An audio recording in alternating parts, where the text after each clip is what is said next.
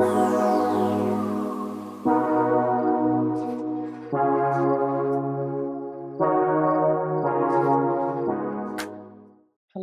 thank you so much for joining us. Buon pomeriggio. I am Professor Paolo Frasca from the Department of Italian Studies. It's my absolute pleasure to welcome you digitally and in person to this space. And I bring the greetings from Professor Luca Somigli, who's the chair, the Emilio Goggio chair of the Department of Italian Studies here at the University of Toronto. So thank you again for joining us. I'd like to begin by acknowledging the land on which we find ourselves today. This is the indigenous land, recorded and unrecorded nations. They include the Haudenosaunee, the Huron-Wendat, the Seneca, and the last nation to be on this land when the crown arrived was the Mississaugas of the Credit. This is the nation that negotiated what we now know as the Purchase Treaty 13, which is a process that lasted about 200 years and was only settled monetarily after the active displacement of the indigenous peoples on this land. We're also approaching June, which is both Indigenous History Month in Canada and Italian Heritage Month. So this is an interesting intersection and very much at the heart of what we will be discussing today.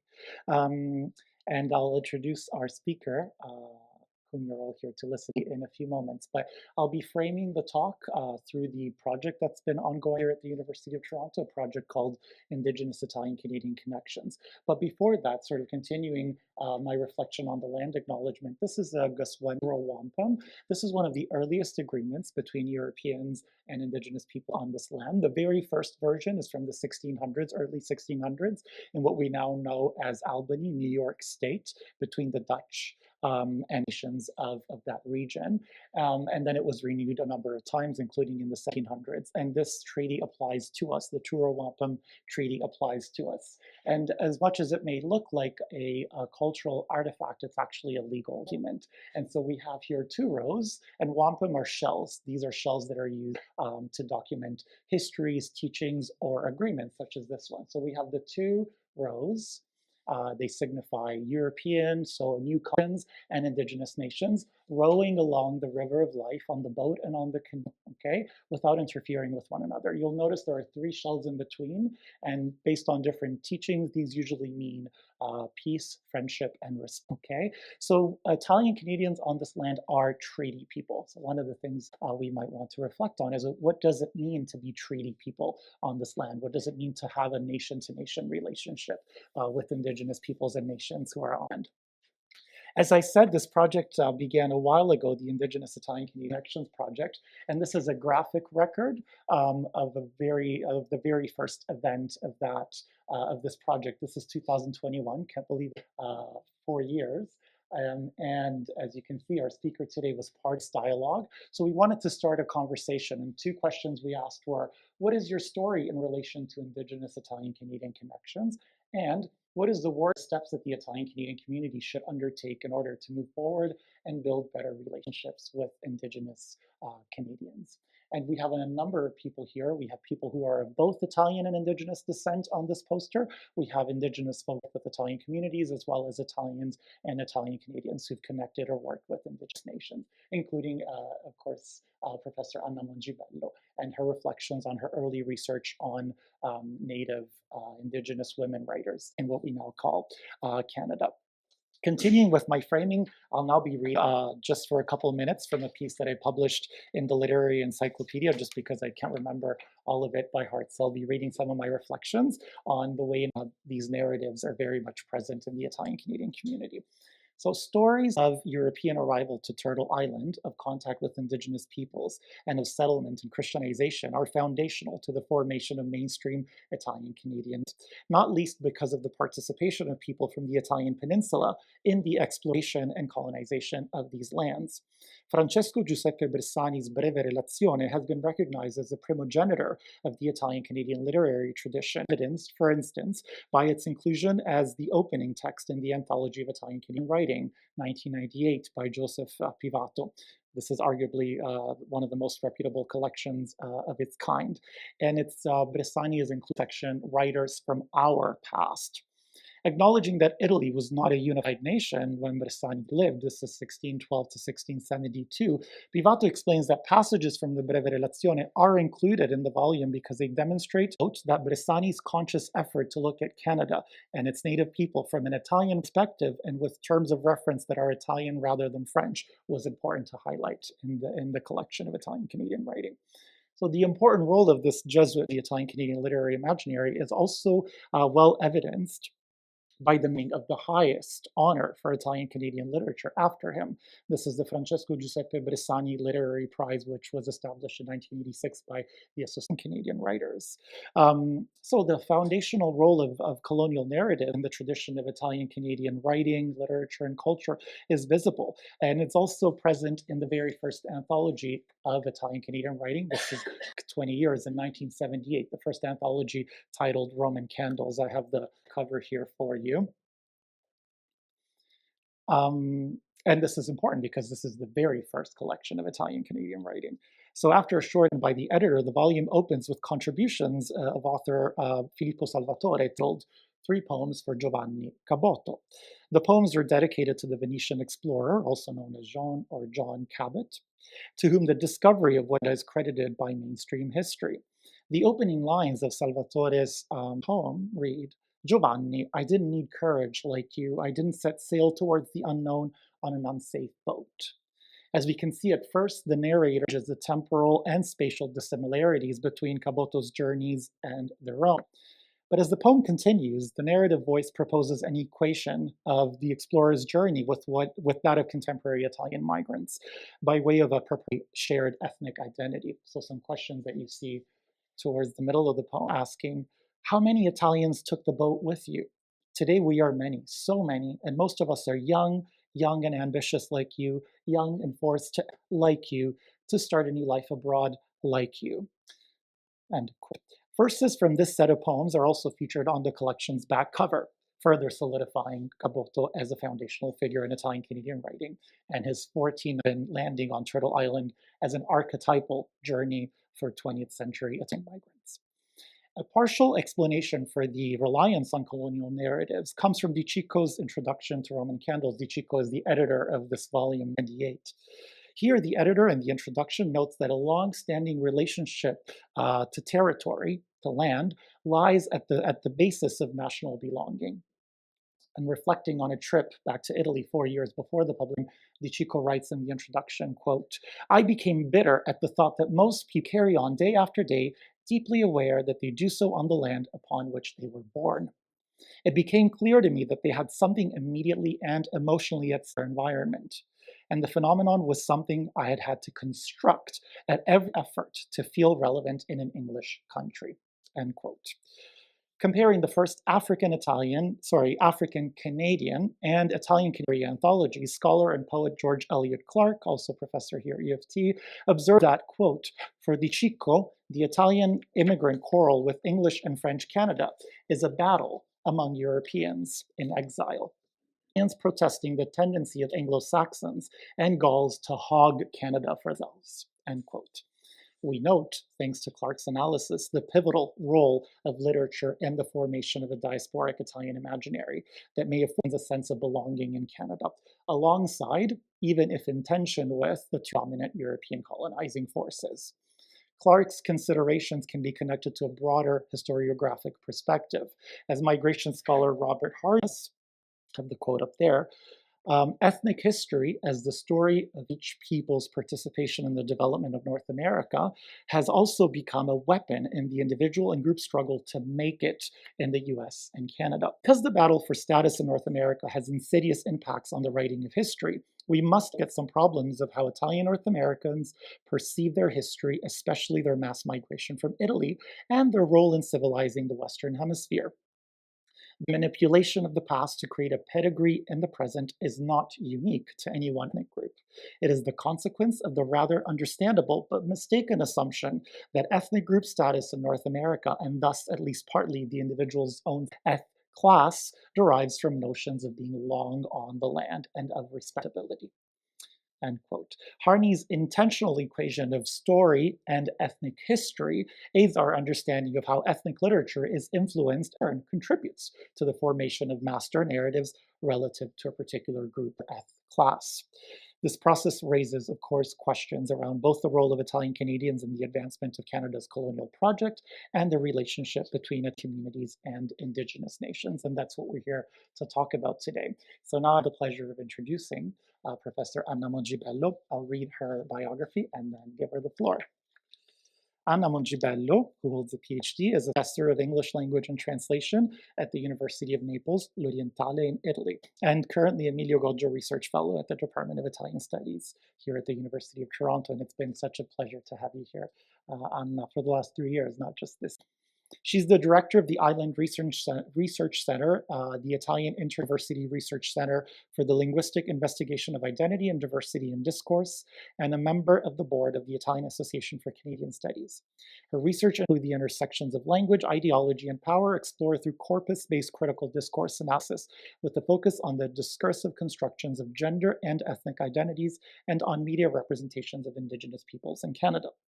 She has also published on resistance and new media discourse. She's the author of 2 books and several book chapter articles published in national and international journals. Her publications include hashtag All Eyes on Wet'suwet'en, an analysis of Wet'suwet'en protest on Twitter 2022, and Reshaping Italian, Canadian, and Indigenous Connections Through Naming Practices 2022 as well. Please join me in welcoming Professor Anna Mongibello.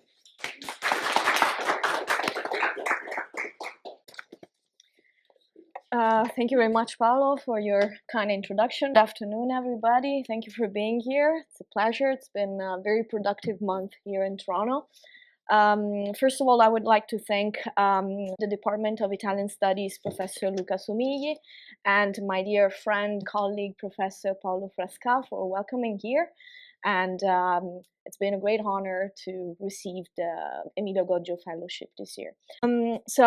Today's presentation explores the intersections between Italian-Canadian commemorative practices and Indigenous presence in public memory, with a particular focus on naming and monument. We'll begin, well, this is the overview of presentation. We'll begin with the theoretical framework.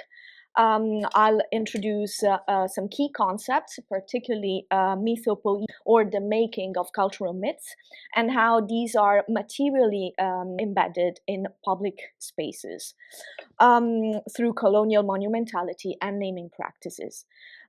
This part here, the first part of the presentation, will help us understand how memory is constructed, legitimized, and contested.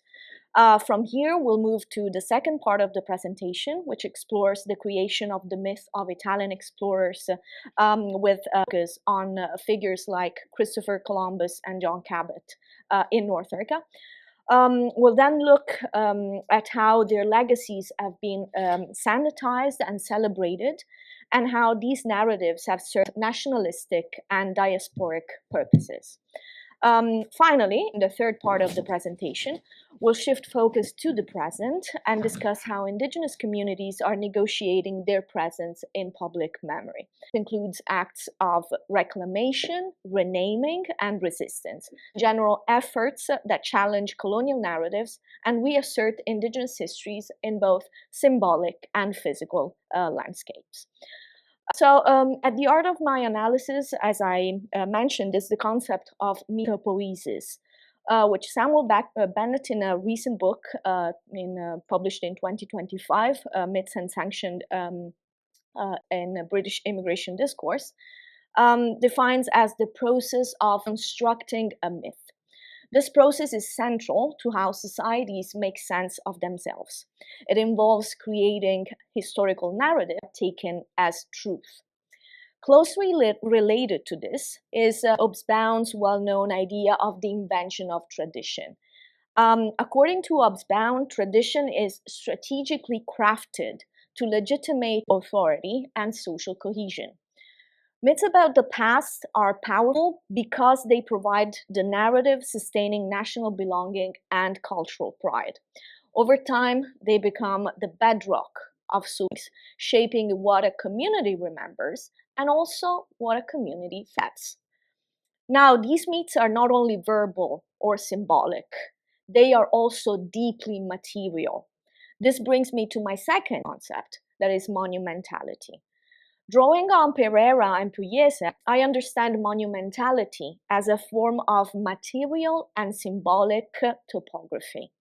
That is a way of inscribing colonial violence into the landscape through statues, monuments, and also place names. In other words, monuments are not just commemorative, they are enactments of myths. They embody selected historical narratives. These narratives work because they reflect the values and the morals of a given community, that is usually the dominant community. This is the lens through which we will approach the rest of the presentation as a way of unpacking how myth, power, and memory intersect in the symbolic and material fabric of police. This quote that you can see here from Carson and Farley sets the tone for our discussion of public memory and commemoration.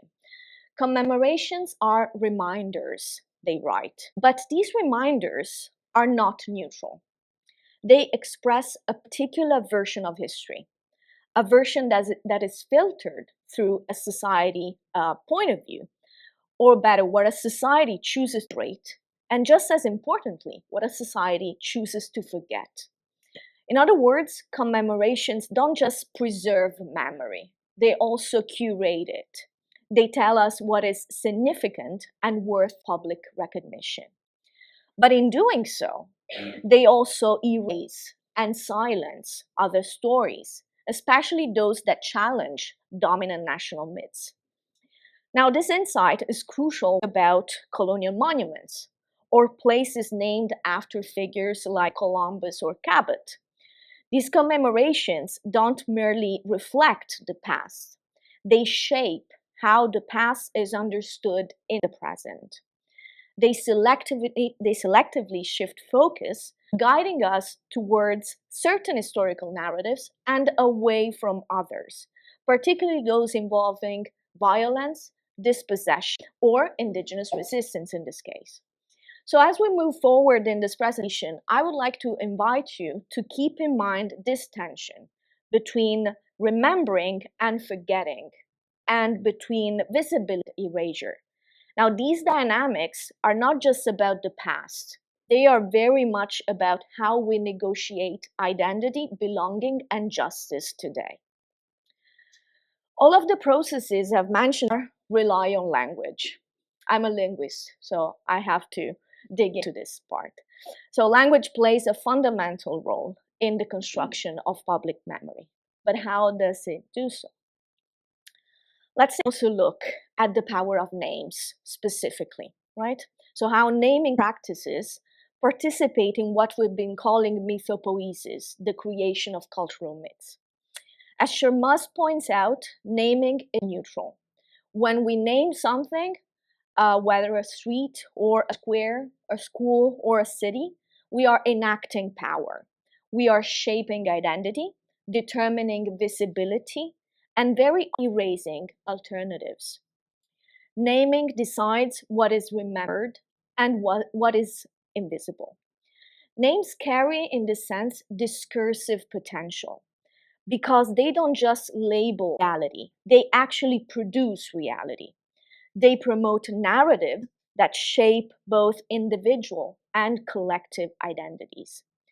When we name a place after a colonial figure, for instance, we are not only recalling that person, we are endorsing a specific worldview, one in which the figure's actions are normalized and very often glorified.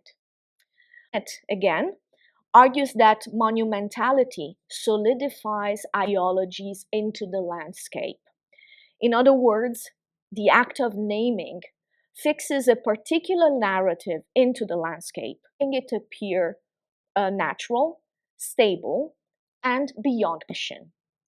This is reinforced by commemorative naming, which Azariao describes as a way of fixing historical narrative Through names and monuments, colonial presence is reaffirmed, often at the expense, as we will see, of indigenous histories. What underpins all of this is a system of uneven relation. As Birch notes, colonial monumentality carries with it an agenda, and this agenda is of non-white erasure and white permanence. This is not just symbolic, though. This is structural, and it shapes how people experience space, memory, and belonging. So in this framework, names are never just names. They are cultural tools used to legitimize and to obscure resistance.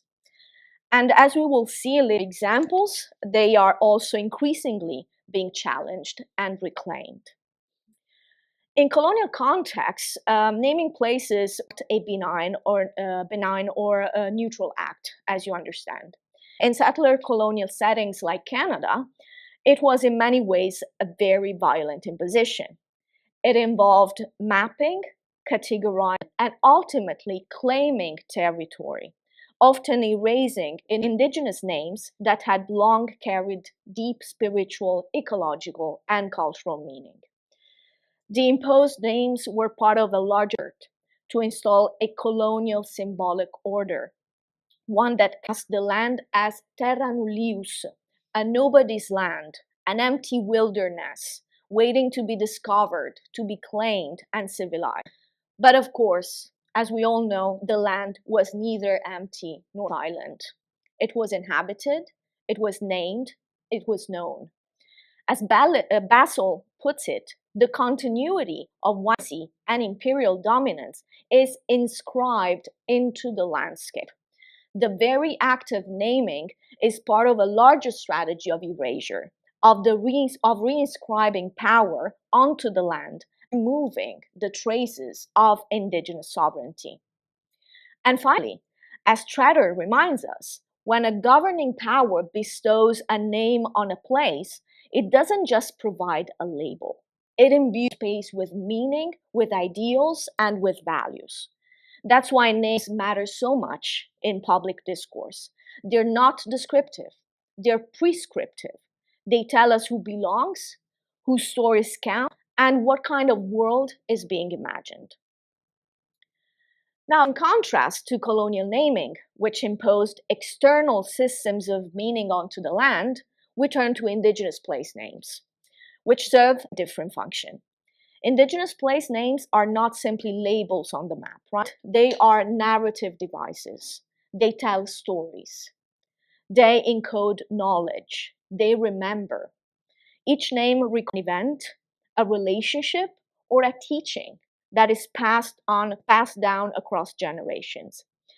Take the example on this slide. Haida Gwaii, previously known in colonial records as Charlotte Islands. The reclamation of this name is more than symbolic. It restores an indigenous worldview, reconnecting people to land through language, memory, and ancestral presence. These ancestral names preserve not only geography, but also indigenous traditional knowledge and languages. They affirm continuity in the face of displacement, and they resist erasure, rooting identity in place. So whereas colonial names imposed meaning from outside, indigenous names emerge from the land itself, from long-standing relationships, responsibility, and lived experiences with it. In this sense, the act of restoring indigenous place names is also an act of sovereignty. And that's why it's so crucial in processes of claiming power, right, and reconciliation. Another interesting example is that of Mount Garibaldi in British Columbia, which the Squamish Nation is calling to be officially renamed Inkai. Inkai comes from the Squamish language and means dirty place, a reference to the muddy waters of the river at the mountain's base. But the name holds far more than a literal meaning. For the Squamish people, this mountain is sacred. It is an essential part of their cultural and spiritual history. The colonial name Mount Garibaldi was imposed in the 1860s by Captain George Henry Richards of the British Navy. It commemorated Giuseppe Garibaldi, the Italian general who played a key role in unifying Italy, someone who had no direct link whatsoever to this land or its people. It became inscribed still into Canada's topography as a marker of imperial influence and European heroism.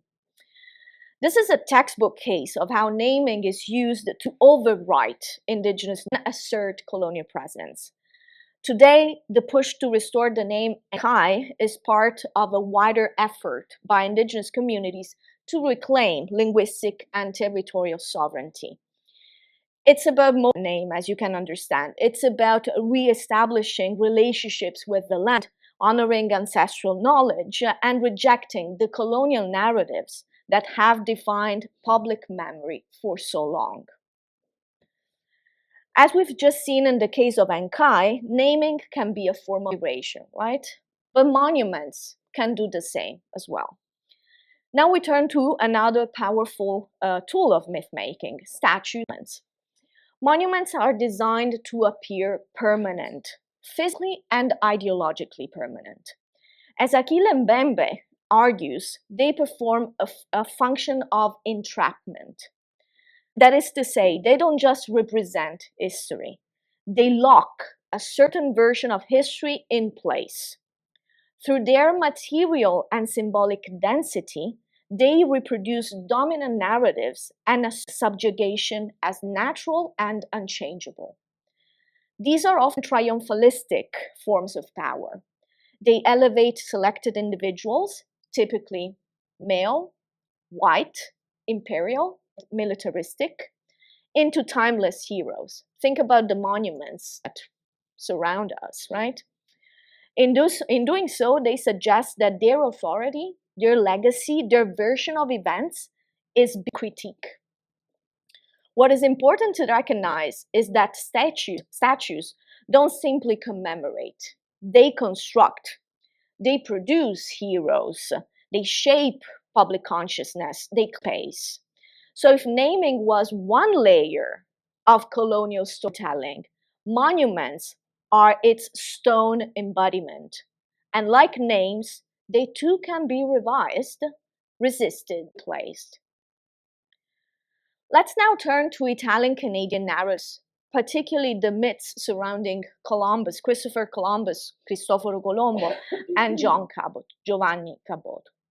These figures are icons of discovery, progress, and European dominance during the late 19th century as an effect of the rise of nationalisms. They were chosen for their embodied values of bravery, inner spirit. Now, Italian diasporic communities often embraced these symbols to counteract discrimination and assert pride and belonging. Their mythopoiesis legitimized narratives that fostered a sense of national belonging. For the Italian communities in North America, they provided some symbolic relief from the discrimination that Italian immigrants had. The myth of Columbus gained traction in the US through commemorative practices that framed him as a hero in 1792, thanks to the positive tone of early accounts, especially the one by Bartolomé de las Casas in 1493. Now, these narratives did not focus on the violent consequences of his expeditions. So much so that in 1866, a was held by the Compagnia del Tirol Bersaglio di New York. And in 1869 in San Francisco, Columbus was paraded through the streets of the city like a saint. This process culminated in 1892 with the institutionalization of Columbus Day, celebrating the discovery of America. The US government used this celebration to placate and include Italian immigrants when they faced severe discrimination, as I've already mentioned. Recognizing Columbus served as a symbolic gesture to show that Italians belonged, that they were not outside, and that they were part of the American history. Giovanni Caboto, was mobilized in Canada, in Canadian nationalistic discourse at the end of the 19th century. So Cabot was reframed as a British national hero against Cartier to assert Canada's British roots and counterbalance the growing Italian-American glorification of Columbus in the US, and also the French-Canadian nationalism that was trying to push Cartier as the discoverer of Canada. Bishop Hawley was a key figure in promoting the myth of in Canada. As a Catholic archbishop in Newfoundland, Hawley wanted to counter dominant Protestant narratives, which celebrated figures like James Cook and other British colonial administrators. He emphasized Cabot's identity as an Italian Catholic and portrayed Cabot as a civilizing Catholic hero. So in this sense, Cabot's myth helped to foster solidarity as well with immigrant Italians. In 1897, a small ceremony was held in Halifax by the Royal Society of Canada, and this was the first official event celebrating Cabot on Canadian territory. Popularity peaked in 1934 when the Italian community in Montreal erected a statue by Guido Cassini and renamed Atwater Park as Cabot Square. Cabot's used as part of nationalist propaganda to create a sense of collective identity and imagined community, to use Benedict Anderson's terms, supported both by Canadian Prime Minister Mackenzie King and Mussolini himself, of course. For Italian immigrants in Montreal, who often felt excluded from social and economic privilege, claiming Cabot as an Italian hero offered symbolic recognition and legitimacy. But these narratives have been sanitized. This brings us to a key question. What gets remembered and what gets erased? National narratives have polished and glorified figures like Columbus and Cabot, removing the more troubling parts from their legacy. As Ransby notes, Columbus' image has been scrubbed clean over time. Through generations of American historiography, he has been transformed from a violent colonizer into a visionary hero of the so-called discovery. But as Wilford reminds us, the historical record paints a very different picture. Columbus was a brutal governor, implicated in both the exploitation of indigenous people and the early transatlantic slave trade. And it's not just Columbus. Cabot's landfall in Newfoundland is often celebrated as a moment of glory, of heroic exploration. Yet what followed, European settlement, violence, disease, ultimately led to the extinction of the Beothuk, the indigenous people of the region. So when we speak of sanitization, we're talking about strategic forgetting more than distortion. Strategic forgetting more than distortion. A rewriting of history in which complex and painful realities are replaced by simplified myths that serve settler nationalism, diasporic pride, and political cohesion. Still, both Cabot and Columbus are celebrated as national heroes, statues, place names, and other commemorative devices. Here we see a statue of John Cabot in front of the Confederation Building in St. John's, Newfoundland, gazing out to sea. The name Cabot is in over 30 Canadian places, from parks to lakes to islands, according to the Canadian Geographical Names Database. Just to give you an example, Cabot Strait in Victoria, Cabot Head in Bruce, Ontario, Cabot Provincial Park in Prince Edward Island, Cabot Islands in Newfoundland and Labrador, Cabot Lake in Sudbury, Ontario. In the 1970s, debates emerged over the anglicization of Caboto. The Italian-Canadian community tried to expose and to push the connection between Cabot and his presumed Italian origins by asking to rename Cabot Trail as Caboto Trail, but succeeding. Caboto's name was also used to rename parks in Toronto. A park in Vaughan was named after Giovanni Caboto in 1997, as this article from Toronto Star recalls, published on June 26. The Columbus Centre in Toronto was established as a cultural hub to showcase the vibrancy of Italian-Canadian heritage. But even here, the symbolic presence of Columbus questions about who is being celebrated and who is being erased. A recent report commissioned by Villa Charities surveyed over 950 people about whether the Columbus Centre should be. The survey included participants across 4 groups: patrons of the center, local residents, and individuals of Italian heritage were the largest group, though, as you can see from the numbers. A small sample of Black and Indigenous respondents, mostly identifying as Black, though, was heard as well. While older Italian respondents largely supported Columbus, over half of those under 35 associated the name Columbus with colonialism and repression, signaling a generational shift in awareness. Support for a name change was significantly higher, expectedly higher, 41%, among Black and Indigenous respondents. Despite growing awareness, especially among younger generations, the overall balance of opinion as it emerges from this report was such that the Columbus Centre is unlikely to change its name in the near future, unfortunately. Colonial monumentality can be challenged, though. National memory is not static. It is tested, reconfigured, and resisted. Indigenous presence in public memory can be reclaimed to acts of edification, according to Alexander, which involve renaming and reclaiming places, and also adding new commemorative elements to the landscape.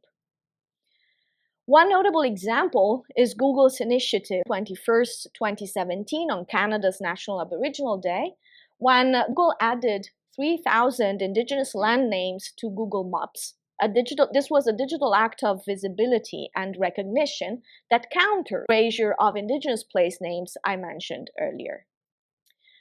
Another example is the Ojima Mikana project, a grassroots project that seeks to restore Anishinaabe place names in Toronto. It challenges the erasure of Indigenous presence by renaming streets, parks, and trails. The project began by renaming a section of Queen Street to Ojima Mikana, that is Leaders Trail, as a tribute to the women leaders of the Idle No More movement back in 2012. And here you can see a picture.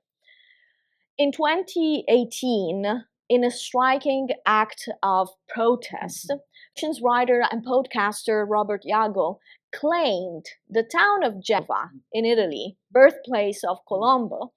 This gesture was an attempt to flip the script on Columbus' so-called discovery, reminding us that colonial narratives can and should be contested. I remember that in 2018, I saw pictures of Robert Iago placing some sort of poster, the alleged birth house of Columbus, but I couldn't find the pictures. They were erased for some reason. They're not there anymore. So unfortunately, I couldn't show you the pictures of this reclaiming gesture.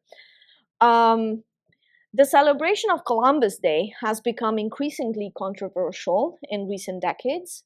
Some U.S. states, cities, and institutions have replaced the Columbus Day with Indigenous Peoples Day, following the request coming from Indigenous nations. Some cities, such as New York, Los Angeles, have found a middle ground by celebrating both Indigenous Peoples Day and Italian Heritage Day. This allows for the recognition of Indigenous history and culture, while also preserving a day for Italian Americans to celebrate their contributions to the country. It is interesting to notice, as Paolo mentioned, that June in Canada is recognized as Italian Heritage Month and National Indigenous History Month as some sort of symbolic attempt to reconcile. To conclude, a change in perspective is essential. especially if we want to reshape the ties between Italian Canadians and Indigenous nations in Canada. We've seen how names are never neutral. They link nation, ideologies, and power. And because of that, names can and should be contested, debated, and reimagined. What I'm proposing here is a shift from rigid commemorative tradition towards the creation of new solidarities. This means revising our narratives, not to erase the past, but to anchor people to places in ways that are not centric or exclusionary, but pluralistic and inclusive. As Perrin wrote as early as 1989, this is how communities begin to truly reflect the diversity they contain. An important part of this shift is the recognition of shared experiences for those who identify with Italian heritage, acknowledging not only as a history of emigration, but as part of the broader colonial fabric. This can open some space for empathy. As Piazza suggests in this quote that you can read here, acknowledging our that is Italian colonial past will then facilitate support for the decolonization of indigenous nations as well as our own. Facing our own experiences of colonization and what we have lost will allow us to recognize and be of the loss experienced by indigenous nations. So a point is that in order to build new solidarities, we have to draw from shared experiences of losing places, identities, and languages. According to Beck, there can be a new approach to this. That is, as Beck writes, using commemorative names, one innovative approach to naming might be acknowledging instead our values, our goals, and hopes for the future. In this process, it is crucial to consult marginalized groups and ensure that they lead any process of renaming. So not just consulting, but mostly allowing them to lead the process of naming. This is an essential part of rewriting, reworking commemorations and historical narratives. This is it. Thank you very much for listening to my presentation, and grazie. Thank you so much. Grazie mille. Wonderful. I learned so much today. I did not know or had forgotten about Mount Garibaldi. That's quite a singular example. Very interesting. Thank you. We have quite a bit of time for questions, thoughts, reactions. I have some of my own, but I'd love to prioritize people who are online or here in the room with us. Fede, go ahead.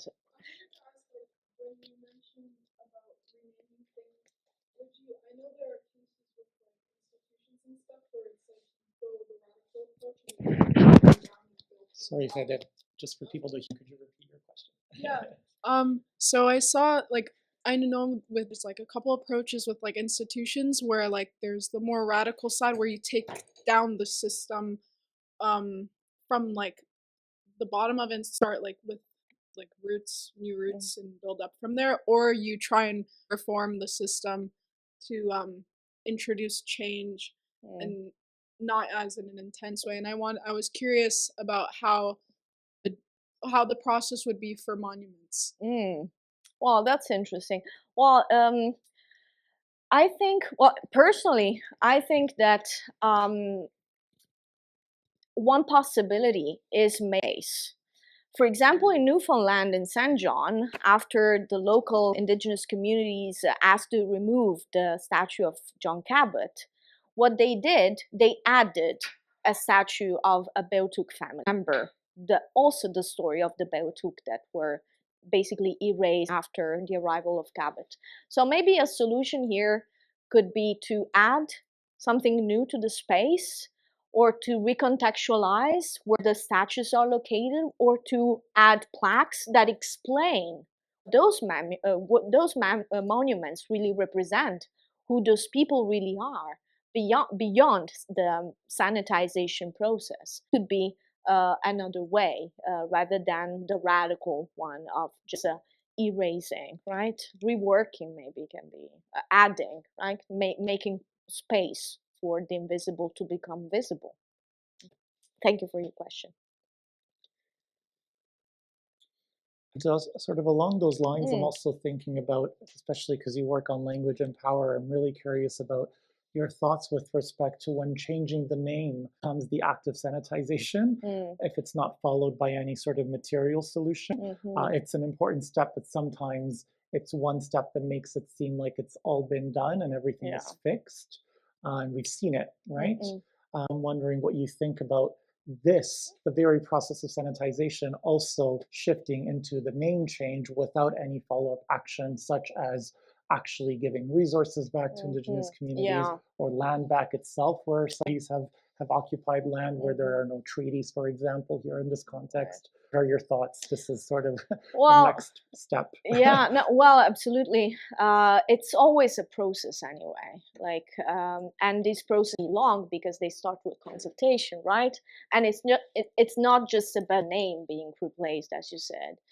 It's about, I'd say, history to be relooked at, and also new ways of coming together.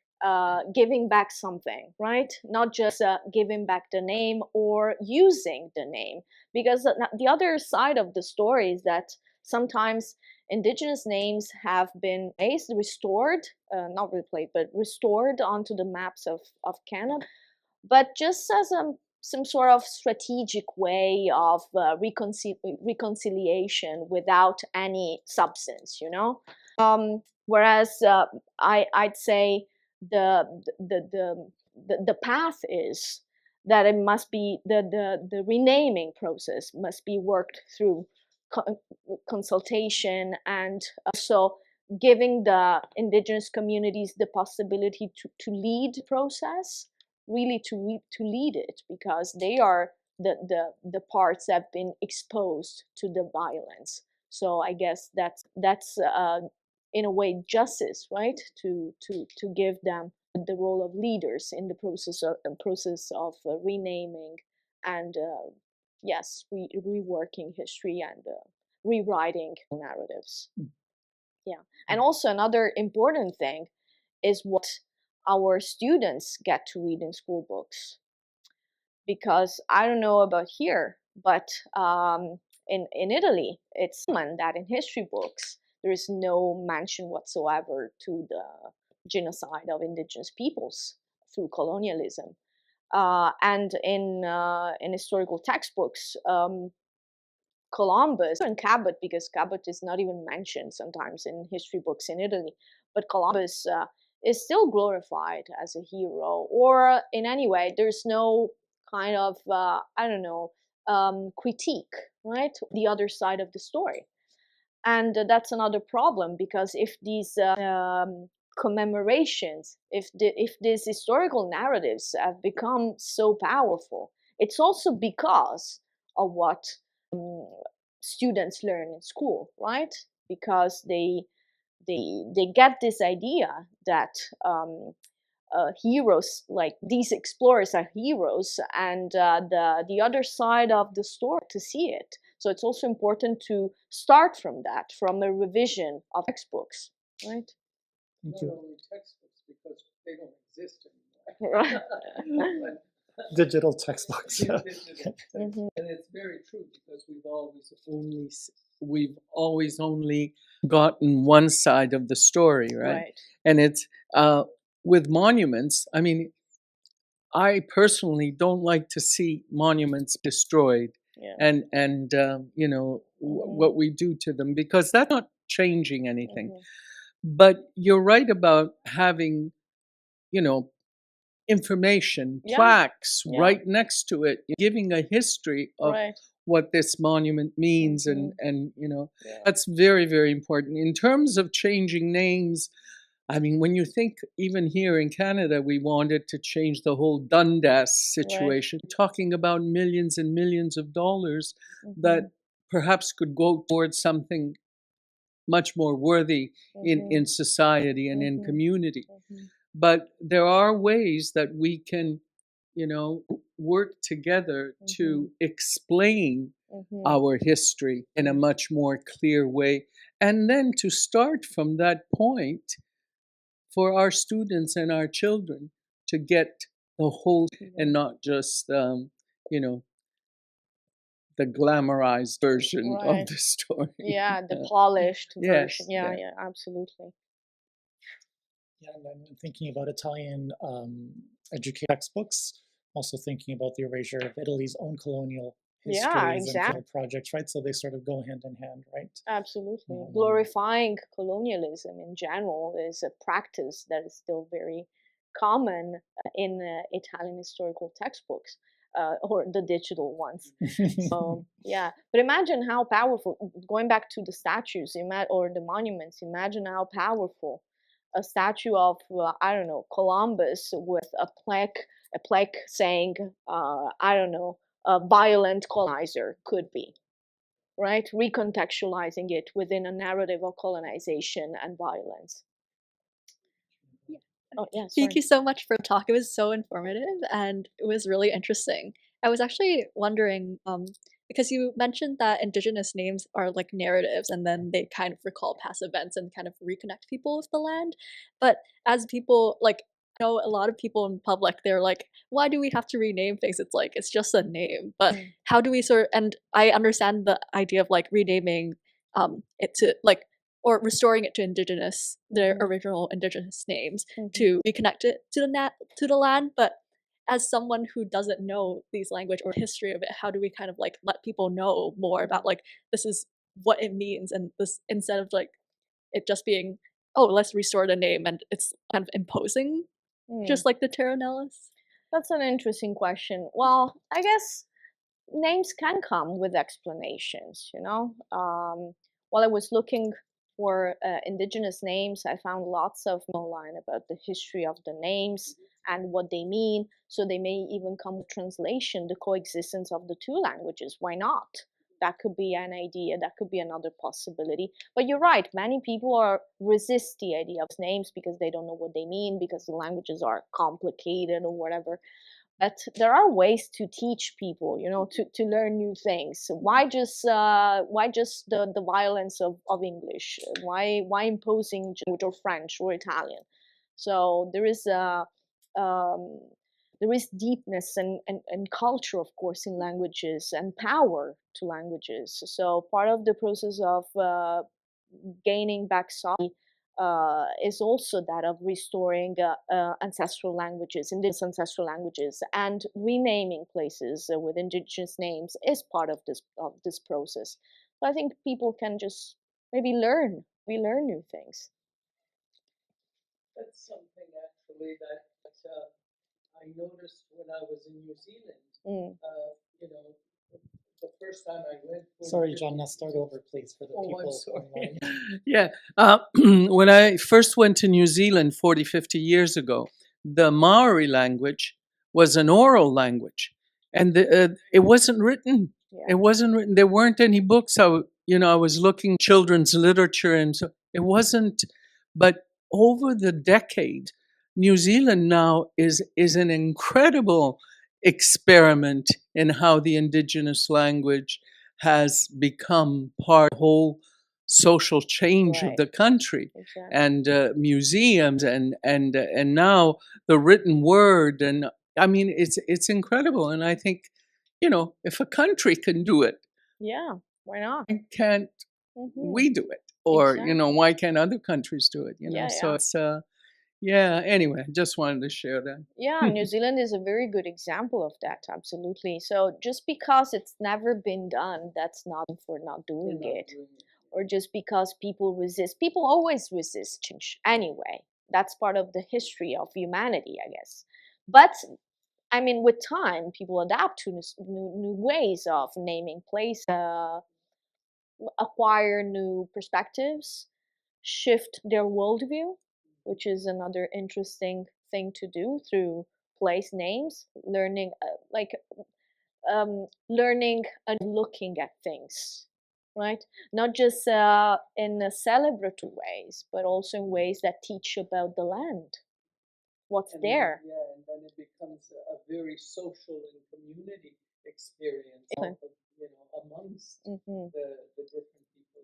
Yeah. Exactly, and it's a way of asserting new solidarities among groups, right? Creating new solidarities. Thank you. Maybe one last question. Yes, Laura. Thank you. Thank you so much. I also was thinking about, you just mentioned the fact that about monuments and about the fact that, of course, there are monuments about men. Yeah. More. And so and then you mentioned about schools and names of schools. Since I'm a principal, and the name of my school is a name about a woman who was unknown. She was a girl, so it was given this name of this girl who she was a girl who was killed by mafia in Italy. And now the last novel, Viano, is about this girl. L'amore mio non muore. So I was thinking when you were talking that perhaps now the name of our school, which was because usually you have names about authors, and usually many of them are men. And so I was thinking about the name of schools and about how things can change. Perhaps Saviano, name of this of his novel, is going to give importance also to the name of our school and to this girl who was unknown, but she was very important because she tried to fight. So she tried to give her example against mafia. So it's not about it's about about importance of how things can change and how importance of names anyway. Absolutely. Yeah. And gender is absolutely a crucial point. Because women as well have been erased history, right? So naming applies to that as well, just giving back, space to other stories, including the stories that have women at the center. And there are many that have been silenced in many different fields of not just history, science, culture, literature, anything. So absolutely, this is a process that can be extended, kind of minority. I don't like to use this word, but let's say to anybody who's been made invisible, who's been silenced, right? I don't like the word minority, but anybody who's been silenced, erased, cancelled, right? Thank you. Not seen. Not seen, yeah, not seen. We can continue the conversation because there's a small reception waiting for us downstairs. So please join us on the second floor, snacks. And please also join me in thanking Professor Anna Mongibello for this talk. Thank you. Thank you very much.